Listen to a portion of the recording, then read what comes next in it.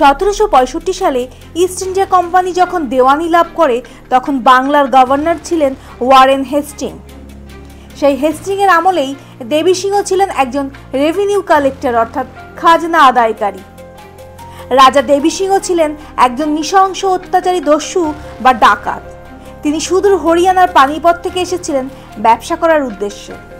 পরবর্তীকালে নবাব আলীবর্দী খাঁয়ের দেওয়ান রেজা খাঁর অধীনে চাকরি করতেন। আমরা যাকে অত্যাচারী দেবী সিংহ বলছি, তিনি কি আদৌ রাজা ছিলেন? তার আদি বাসস্থানই বা কোথায় ছিল?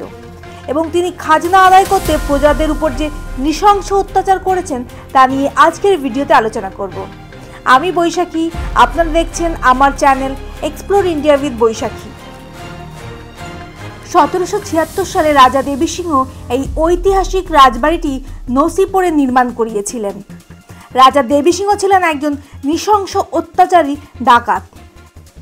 তিনি সুদূর হরিয়ানার পানিপথ থেকে এই রাজ্যে এসেছিলেন ব্যবসা করার উদ্দেশ্যে। পরবর্তীকালে নবাব আলীবর্দী খাঁয়ের দেওয়ান রেজা খাঁয়ের অধীনে চাকরি করতেন।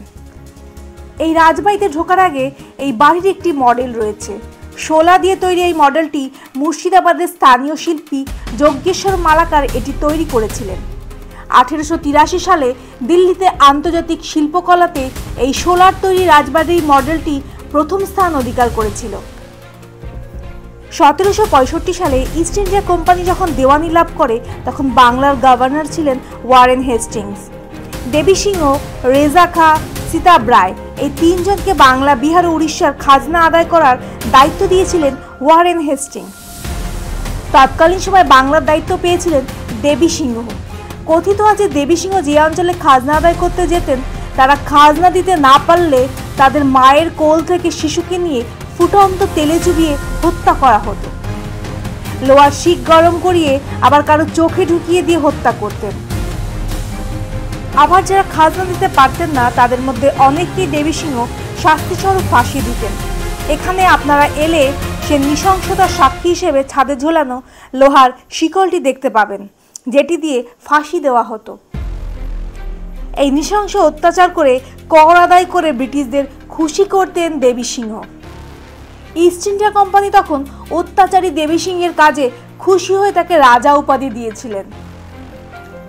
নবাবী আমলে লখনৌর নর্তকী হীরাবাই খুব বিখ্যাত ছিলেন তার সৌন্দর্য ও গুণের কারণে। বিখ্যাত হীরাবাই নসিপুর রাজবাড়ির মঞ্চে প্রতি রাতে মুদ্রা করার জন্য 5000 স্বর্ণমুদ্রা পারিশ্রমিক হিসেবে নিতেন। আপনারা এই রাজবাড়িতে এলে তার পুরনো একটা ছবি দেখতে পাবেন। নসিপুর রাজবাড়ির ঝুলন যাত্রা খুব বিখ্যাত।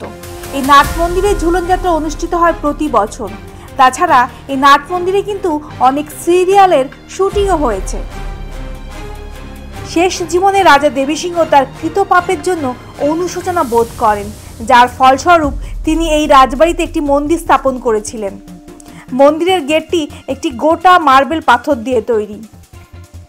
দেবী সিংহ যখন সুদূর পানিপথ থেকে এ রাজ্যে আসেন তখন তিনি সঙ্গে করে একটি কোষ্ঠী পাথরের মূর্তি নিয়ে এসেছিলেন। সেই মূর্তিটি এই মন্দিরে স্থাপন করেন এবং যে কোনো শুভ কাজের আগে মূর্তি পুজো করে বেরোতেন। সেই মূর্তিটি আজও এখানে পূজিত হয়। রাজা দেবী সিংহ বাংলার ইতিহাসে এক অত্যাচারী ও নিষ্ঠুর করদাতা হিসেবে পরিচিত। তার কারণে বাংলার কৃষকরা বিদ্রোহ করেছিল, যা পরে ব্রিটিশ শাসনের বিরুদ্ধে পরবর্তী বিদ্রোহগুলির প্রেরণা হয়ে দাঁড়ায়। আশা করব ভিডিওটা আপনাদের ভালো লেগেছে। ভালো লাগলে একটা লাইক এবং শেয়ার করবেন। যারা এখনো আমার চ্যানেল এক্সপ্লোর ইন্ডিয়া উইথ বৈশাখী চ্যানেলটি সাবস্ক্রাইব করেনি তারা চ্যানেলটি সাবস্ক্রাইব করে পাশে থাকা বেল আইকনটি প্রেস করতে পারেন। তাহলে আজকে এখানেই বিদায় নিচ্ছি। দেখা হবে পরের পর্বে। ভালো থাকবেন। নমস্কার।